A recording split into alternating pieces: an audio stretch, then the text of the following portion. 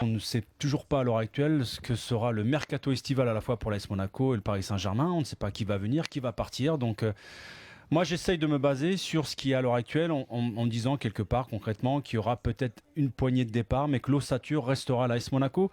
Et quand je vois le travail formidable que fait Vasiliev, Vadim, Jardim avec tout son staff, je me dis, je vois pas pourquoi ça ne serait pas possible dans la mesure où le ciel est radieux à l'heure actuelle à l'AS Monaco, qu'en l'espace de 2 ans, ils ont changé leur politique au niveau des trading de joueurs, qu'ils ont changé leur plan sportif sur le terrain, de meilleure défense à la meilleure attaque. On va pas rappeler toutes les stats aujourd'hui de l'AS Monaco, elles sont impressionnantes. Moi, je m'en tiens simplement à ce que je vois depuis 10 mois.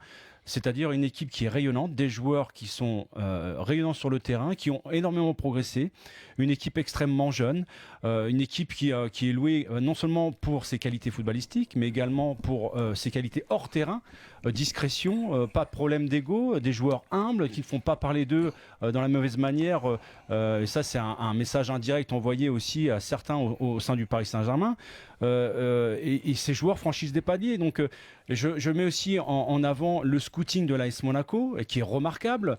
Il y a pas très longtemps, ils étaient en Ligue 2. Ils sont aujourd'hui, une fois montés en Ligue 2, ils ont fait le parcours en Ligue des Champions contre cette même Juve il y a 3 ans. Derrière, on les voit aujourd'hui être un sérieux candidat, rivaliser avec le Paris Saint-Germain sur le terrain, mais pas simplement.